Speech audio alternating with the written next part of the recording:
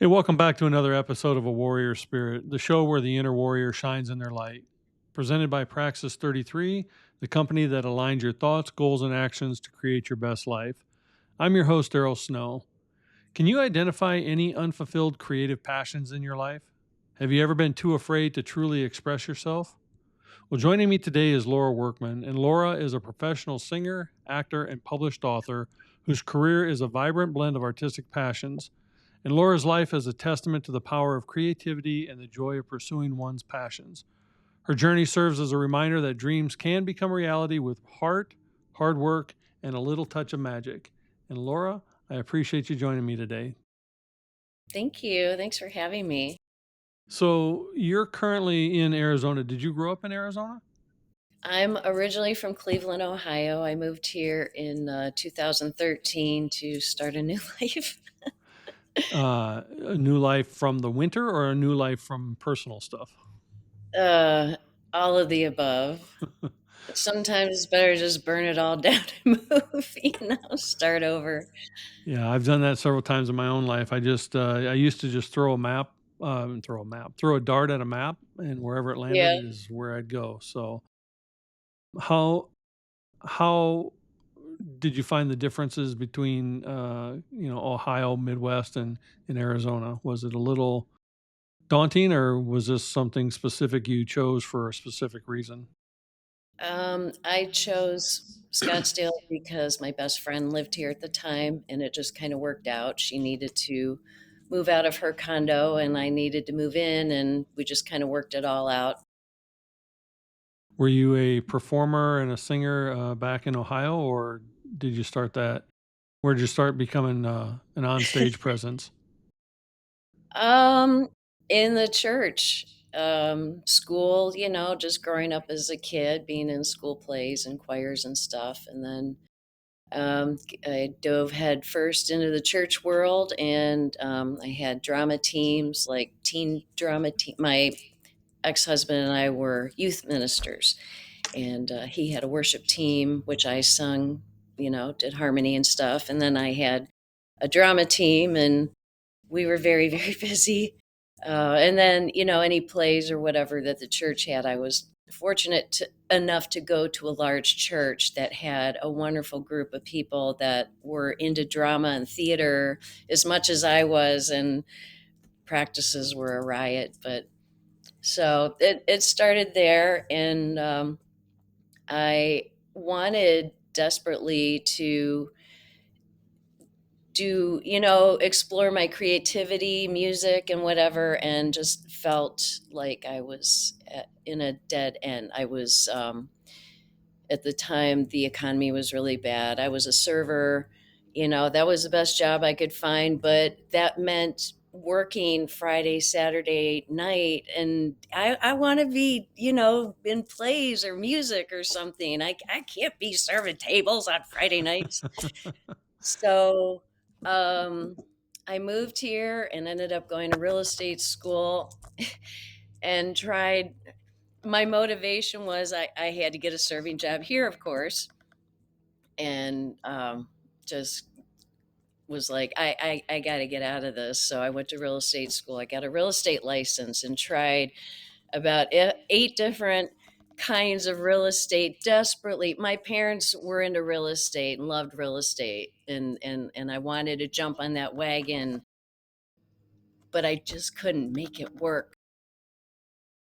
I would Um, rather sing a song, do a show than sell a house, even though selling a house you get paid a whole lot more money, but yeah, I what was can in real I say? estate for 8 years, and you definitely don't do it if you're not passionate for doing it, because it's a lot of hours, a lot of work, a lot of driving cranky people around from house to house, and very little room for creativity. So Yeah.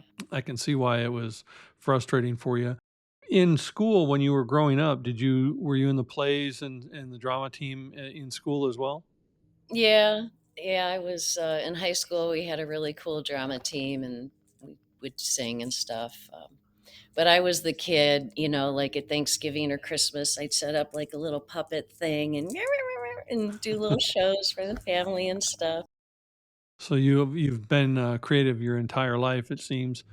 Is Yeah. that what also led you to be an author? Did you write as a child and then it just carried on, or what caused the writing bug?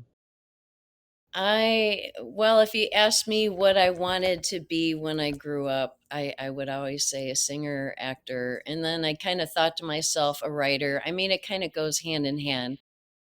But the kids' books, that all started with my daughter. She's got the cute, well, one of them has passed, but the cutest dogs, and Winnie is like a person in a dog suit. And my daughter would tell me these stories of what Winnie was doing that really it sounded like a little kid, just an ornery little kid. And she told me the first story about how they were sleeping, and in the middle of the night, she just jumped out of bed, ran downstairs, and ran over to the sliding glass door and was howling like crazy. And there were coyotes outside. So she was like channeling her inner voice and getting in touch with her ancestors. And I was just kind of mulling over that story and thought that'd make a really cute children's story. And then one led to another, which led to another. And I've got I've got 6 single books and then, matching coloring books as well. So I've got 12 single books available on Amazon, and then I also did a collection because I thought it'd be really cool to put them all in one book. So I've got a collection, hardcover, softcover, and also the coloring books. And I've got, on YouTube, I've got a YouTube channel. I made video books. I'm on Audible and Kindle. So Wow, you really yeah. went the whole route with the children's books. How have you found the response to them to be? I mean, everyone loves them. I'm just working on, marketing more. So, is the entire series based around your daughter's dogs, or Yeah, okay?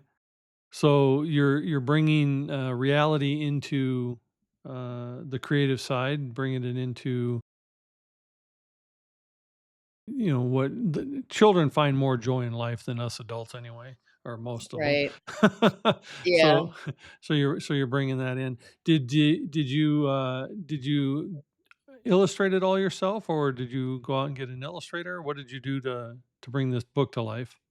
I wrote the stories, like 2018, I think, and just kinda put it on a shelf, and then a friend of mine self-published on Amazon, and I thought, it's time to do that. So I wish I could illustrate. I wish I had that talent, but I had to find someone on a website, and she's from the Ukraine, and I just love her illustrations.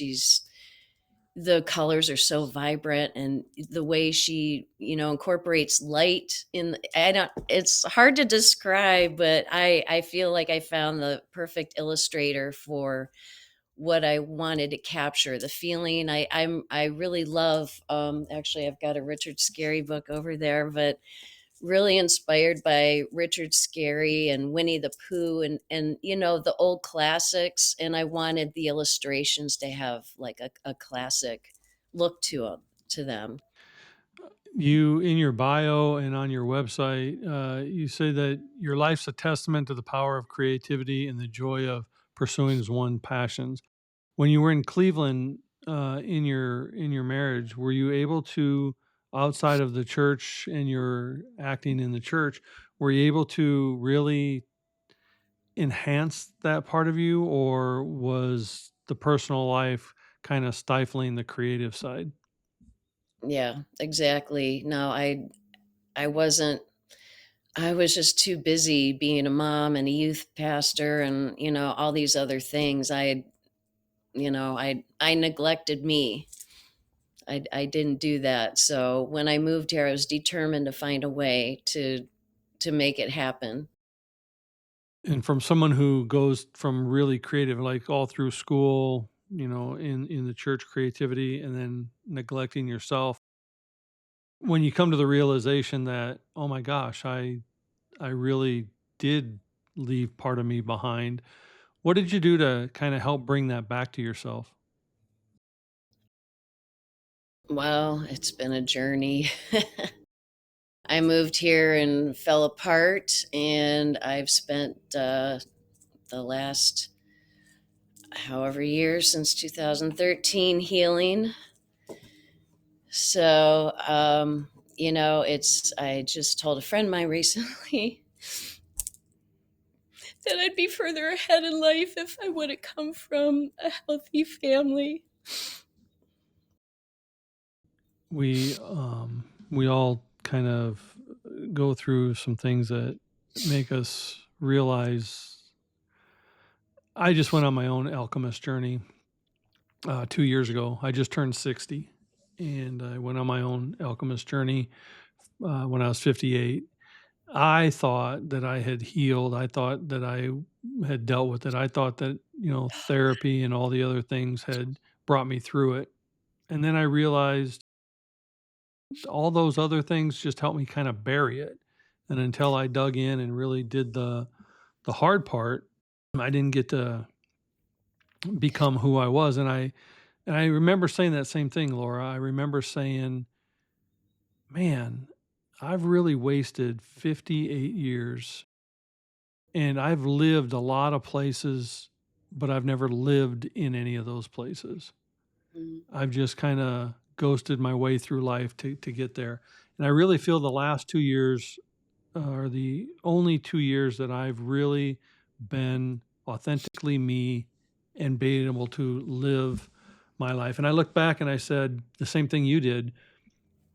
All those things I was doing, how much better would it have been if my mom and I could have healed our traumas, if I could have just forgiven her decades ago and moved past it so I could just be me. And I felt like I had lived a wasted life, which is why I'm determined that the next 40 years are not going to look like the first 58 did. I Yeah. am going to find my inner child. I'm going to heal that inner child, and I'm going to live the life I was meant to live. And I sense you feel the same. Oh, I love that. We're in the same place. I know menopause isn't a sexy word, but good Lord, I feel like I've been in this cave for like the last 5 years, and I just came out. And I just people talk about menopause and like the obvious physical things, but it's like a reckoning. And it sounds like you had a menopause too. Yeah, I It's like I I had a menopause, right. and my wife has definitely been experiencing it. She's been chronically ill for 10 years, and one of the things that they had to do or convinced her to do was a premature hysterectomy, Oh, and that sent her into early menopause, and that also all the physical things that you're talking about. But people see the physical, but they don't see the mental and the emotional. I right. can't tell you how many days she battles her mind as much as her physicality. Yeah. And, it one minute you're happy and joyous, and the next minute you're, like, cradled up in a ball trying to find out why you're so sad. Yeah. Like Are those some of the things you've experienced? you really have to deal with your past trauma. I mean, if you don't, I can't imagine having so much denial that I man, I've been through the ringer. Did you find that you gravitated towards other people who were able to support and relate through that to kinda help you out? Where did you find any relief to kinda come out this other side? Even though you're still going through it, you're still. Um, well, hormone therapy, I'd be a total mess without that. And I had like actual therapy the past couple months, and my therapist suggested that I listen to a book called Wise Power. Wise Power, who is it by? Oh, by Alexandra Pope, and another author's name that I can't pronounce. But it was I found out there's 5 stages of menopause, and I was at the last stage, like, just coming out of the chrysalis, you know? But just hearing this book and this author and realizing I'm not crazy, and I thought, you know, my heart palpitations were so bad, I thought I was gonna die. The night sweats, you know, just the mental torment, the rumination, good lord, the depression, anxiety. But I gotta tell you something. I have a dear friend in Sedona. This is gonna get a little woo-woo for you. But My I'm I'm really understanding the value of, ceremony. And you think of ceremony like I think it's like when the Jewish boys turn 13, they, you know, they have a ceremony, and, you know, Hispanics when the girls turn 16, and weddings, and we need more ceremony. Like, menopause has been, like, kicked under the rug. No one wants to talk about it, but March 23rd was my 1-year anniversary. I mean, we're getting a little personal here, but it's okay. I feel like me. Like, I finally feel like me. And we had a ceremony there, and I drove home just on a cloud. Like, this is I'm healed enough. There's enough duct tape and stuff. I'm healed enough that I can really take on the world now. I think the personal is where people learn because they can relate. So, and you talked about the woo. My company, Praxis 33, is but one of my taglines is where the woo meets the work. And so you're never going to get too wooey for me. My wife is a shamanic Reiki Oh, healer. She's a Reiki master, traditional Reiki master. She does hypnotherapy and several other modalities. And there's nothing energetically and spiritually that cannot be talked about enough to bring light and understanding to it. And there is healing in that, because in the ceremony, not only is there the celebration, but there's the forgiveness of self, forgiveness of whoever the trauma was caused by, forgiveness of whatever it is. But through the forgiveness and the gratitude and the celebration comes the joy that you're supposed to be experiencing. yeah. March 23rd wasn't that too long ago. Did you find that after the ceremony, yes, you came home feeling on a cloud, but did you find that your body also felt different? And I say this because in the healing that I've experienced and witnessed other people experience, a good practitioner of mine, she always says there's issues in our tissues. Mm, And we hold a lot of our traumas in our body. yeah. So when I saw the release that not only I did, but my wife did, there was actually a physical transformation to the actual body because a lot of that stuff was released from our tissues. Did you notice anything like that?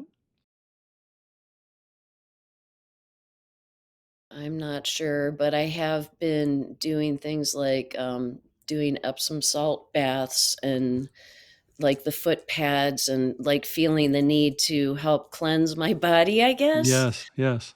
Yeah, Yeah. to wash all that away. Did you find that it transformed your music or your joy in what you were performing? Um,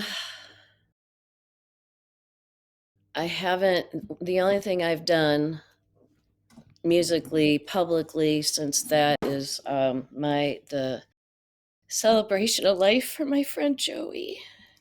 and I rewrote a song, rewrote some lyrics to make it fit, and I was in the it's Joey by Concrete Blonde, and the original recording, like she's just like rah, she's like really belting it out, and I was feeling like I wanted to take it softer, so I got halfway through the song, and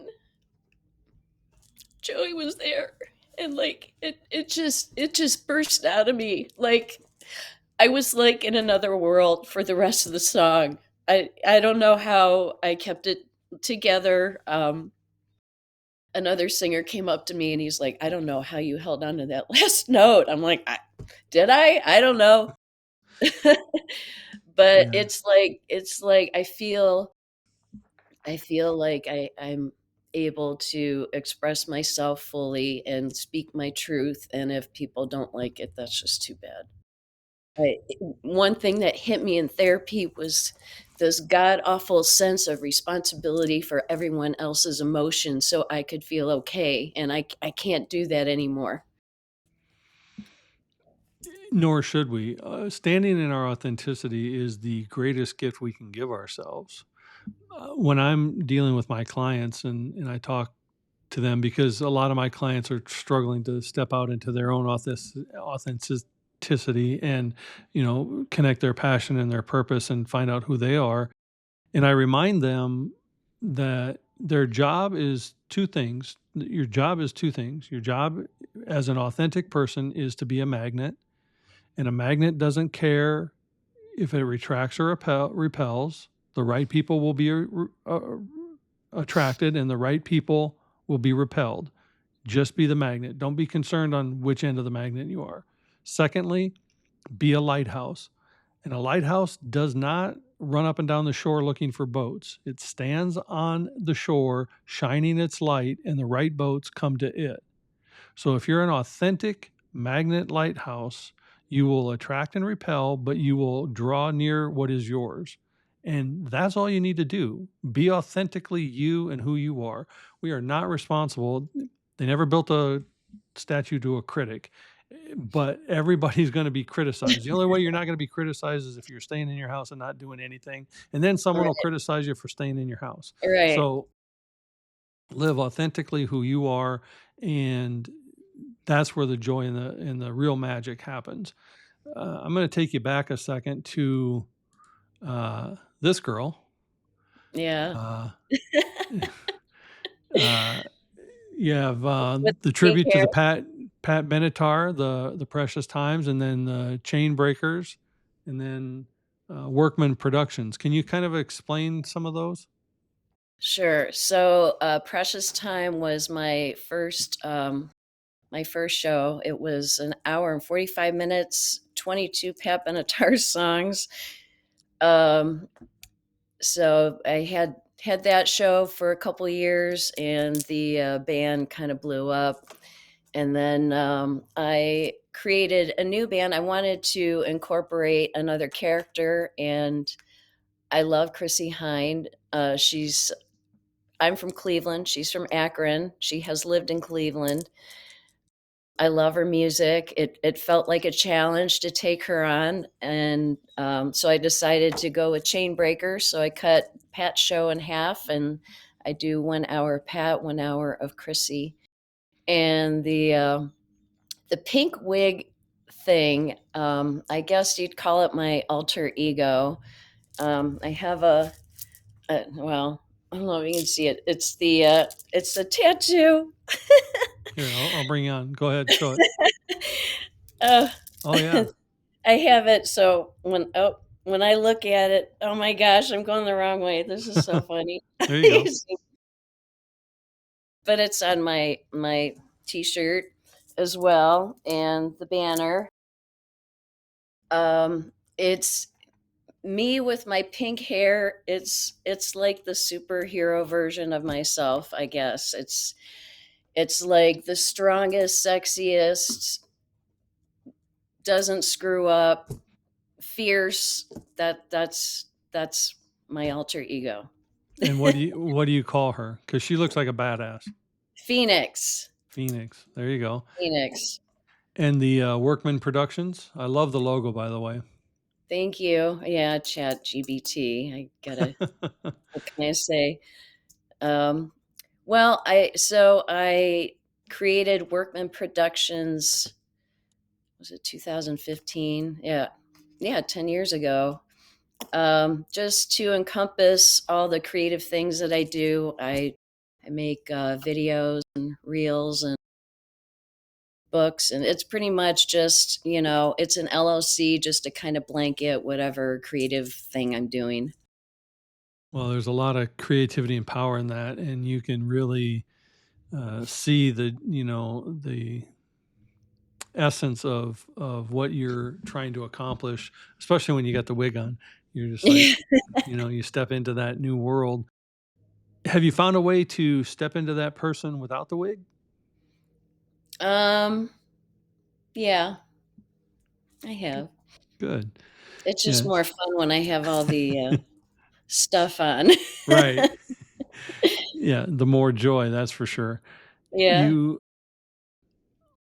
you say in your bio that your life is a blend of artistic passion. What did you mean by that? There's just so many things that I want to do that I overwhelm myself. Like I've got a list of stuff I'm always working on. I'm writing a new book. I'm editing it right now for grown-ups. I'm writing not adult books, but books for adults, I guess I Yeah, should say. there's a difference. Right? Yeah.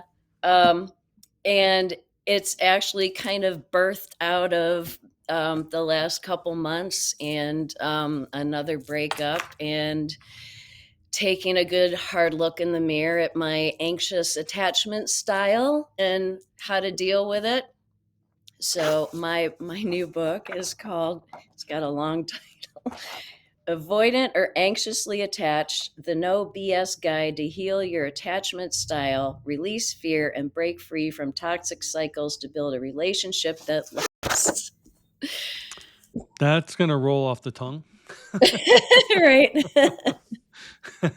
That that's definitely gonna roll off the tongue. And what are you finding is one of your root causes for this codependent type behavior? Oh, my family. Just growing. I grew up to my family members. So it's, I had three, two older brothers, 8 and 9 years older. The oldest one passed in 2008, 9, a while ago. He was diagnosed with schizophrenia and manic depressive disorder. The younger of the two has his own undiagnosed issues, and we no longer talk. The parent was a narcissist. My mom was a narcissist. And the undiagnosed brother was a narcissist. So there was a lot of hard things going on at home. It was not a good atmosphere for a young girl to grow up in with two brothers like that. So, and, my mother, she did a pretty decent job till they got involved in selling log homes. We had a family grocery store, and then they got another franchise selling log homes, and it was like I disappeared. Mm. So it was just hard growing up with that much mental illness and just being alone, left alone with my brothers a lot, and mommy issues. It's no wonder. How did that translate? Like, how did you meet your husband then? Oh, I met him in high school. I got married 2 months out of high school. Why didn't someone stop me? I tried to break up with him the April before we got married, but whatever. It's too late now. Do, I was going to an all girls Catholic high school at the time. there you go. And got in. Yeah, that says a lot. Did you feel, or as you look back, do you feel like you were running towards the marriage to run away from the house? Yes. And then how long did you stay in that relationship? Too long, 21 years, Wow. three That is a kids. long time for that. Uh, was was the awakening in you what created the separation, or was it just time to figure out Laura? Yeah, he just was getting more abusive, and um, it, I just needed to get out in order to get healthy. And it's taken me since, well, we got divorced, what, 2007? It's taken me almost 20 years. Well, sometimes, we lose ourselves in a long period of time. It takes a long time to rebuild ourselves. How Yeah. has this shaped your relationship with your children? I know that you're, using your daughter's animal life to propel your stories, but how's a relationship overall with your children? Whew, that's a hard one. Um, my oldest, it's fine. My youngest and I had to work through some stuff, and my daughter's not talking to me right now. I unfortunately got married so young and so unhealthy that I passed my trauma onto my kids. So now they've got to deal with it.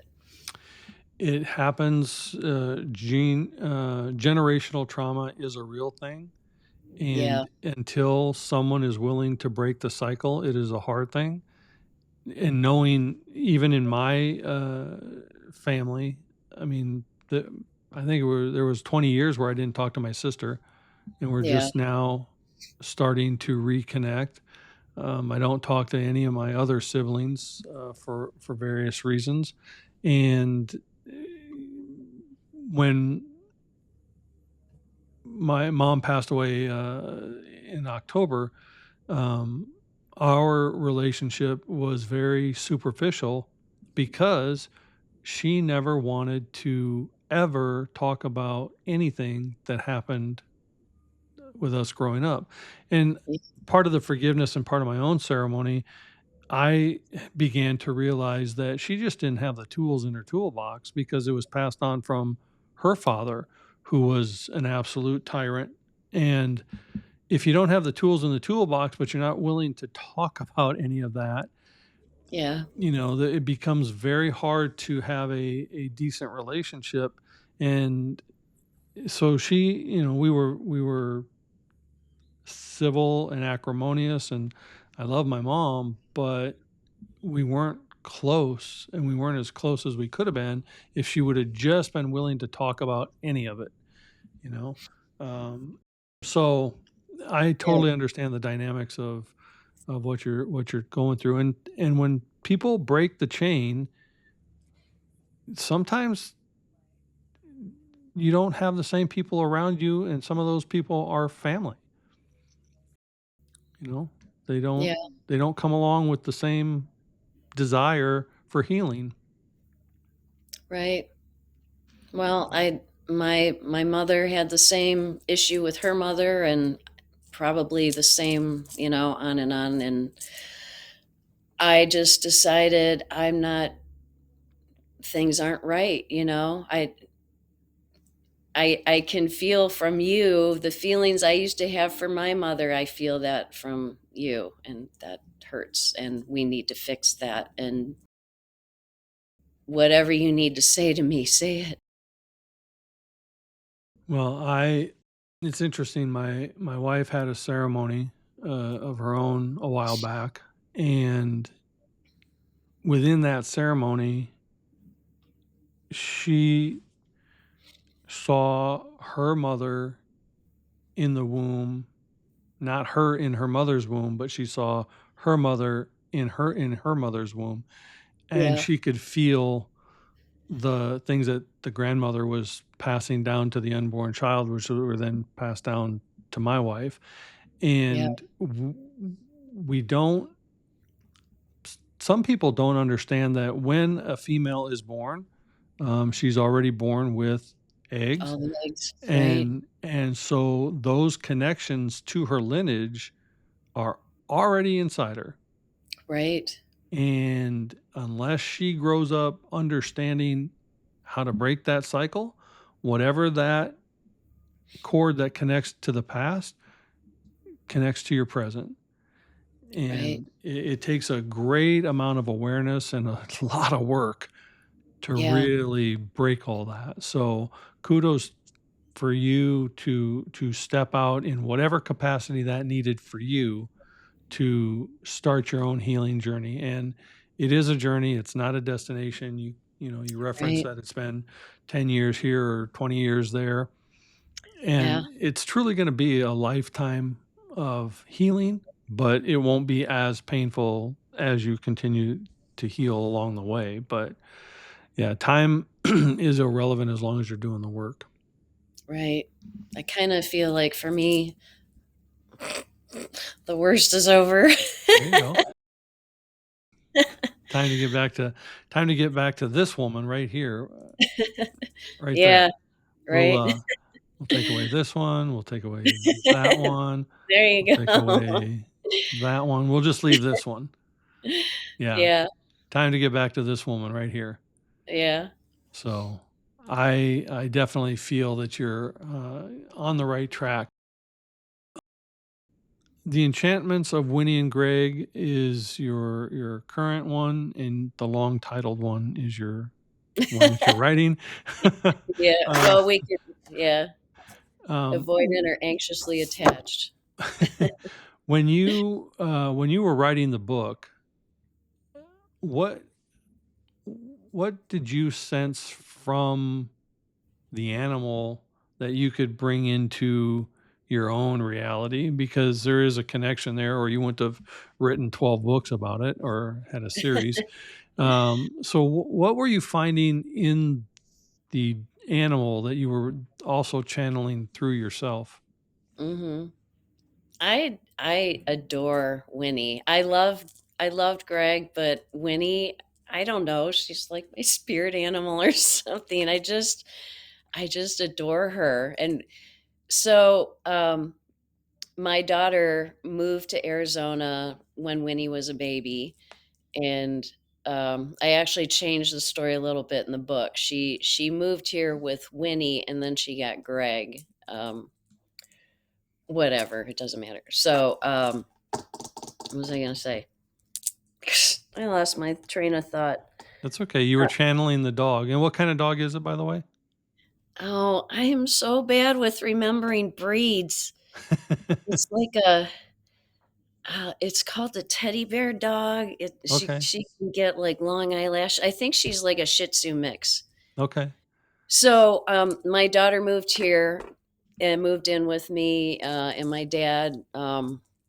I don't know, 10-ish years ago, and had Winnie. And Winnie was a maniac. She was just running, like just running, running. She would not stop running. And the only thing that I found to calm her down, I grabbed her and I went, and I'm growling in her ear, and she stopped moving. She stopped moving. It's a weird thing they have with a dog, but she loves me. And when I saw her for Thanksgiving, she stuck her head out. She's like, "Oh, do it, do it." And then she flipped her other ear and she's like, "I'll do that one too." That's awesome. I love them. But did you find, other than the love, because animals are easy to love, did you find some kind of solace or connection to this dog that caused you to write about this dog?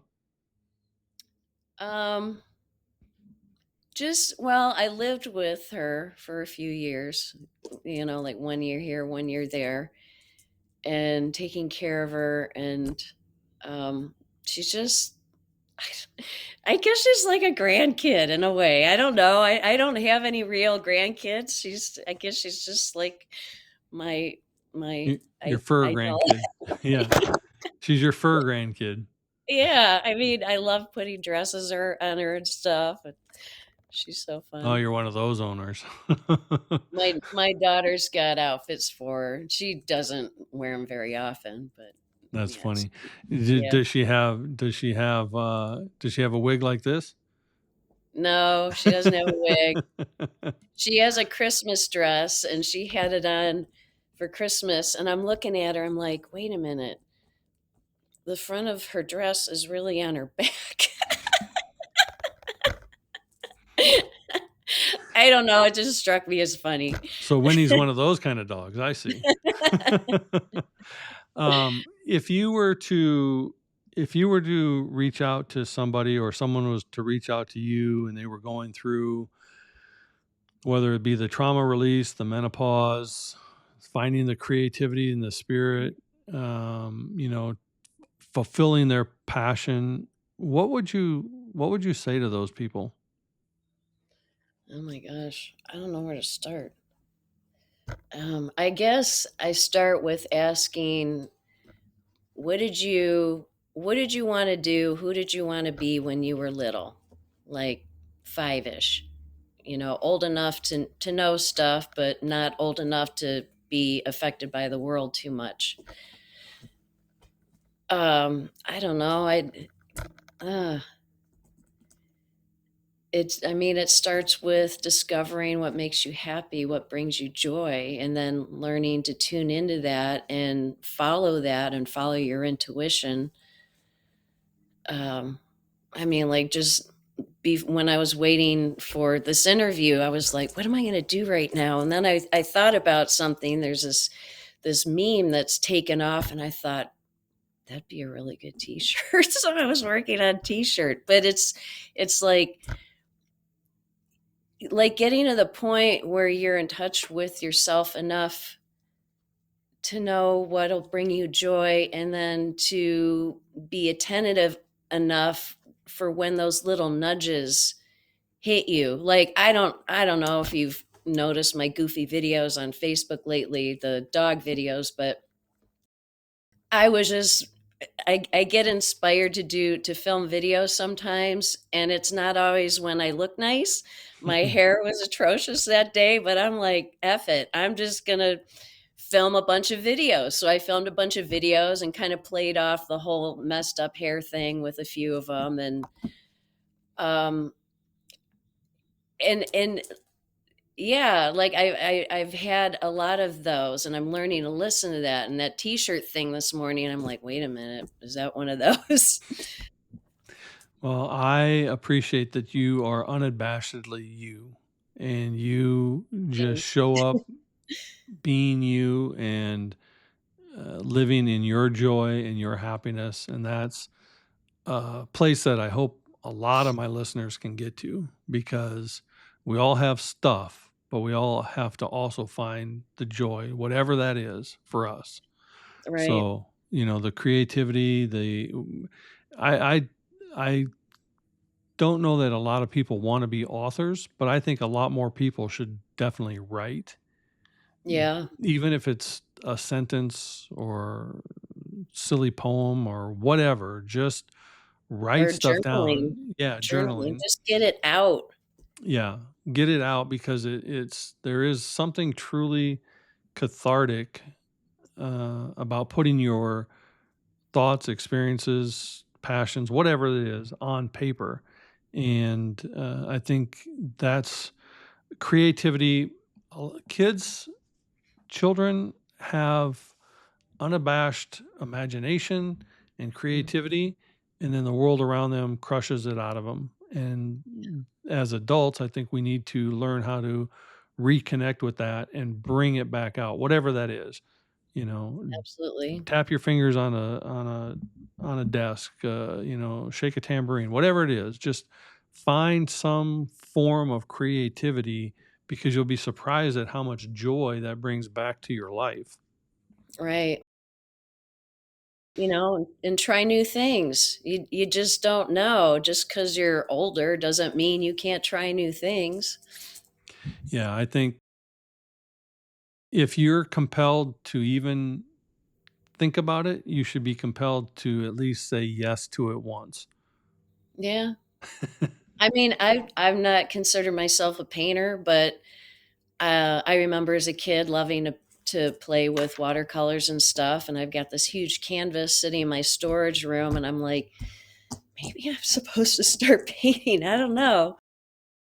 Yeah, anything that brings that creative joy back out to you. And you don't have to be using paint as an example. You don't have to be a fantastic painter. I mean, go to Right, any art gallery. There's people that get paid to put a taped banana on a wall. right? So, you, Yeah, don't be afraid to try. yeah, don't be afraid to Yeah, try. Laura, I appreciate you coming on and doing this today. I'm going to ask you one final question that I do ask all my guests. What does a warrior spirit or having a warrior spirit mean to Laura Workman? just, not giving up. Even there were so many times I just didn't wanna wake up in the morning, and just having the resolve to hang in there and not let people or life experiences make you bitter and change who you are inside. Well, you're doing a great job of showing up in spite of all that's going on. And I appreciate you doing this today. And thank you for joining me on the show. I appreciate you very much. Thank you for having me. All righty. And if you'd like to get in touch with Laura, there's her social media platforms, TikTok, Facebook, Instagram, and also her book is available as well. So feel free to reach out, explore your creativity, and do your best to find joy in your life. And as always, I want to thank you for joining us on this edition of A Warrior Spirit. Be sure to like or subscribe to catch all those episodes and make it your best day. It's not just about the fight, it's how we rise from it.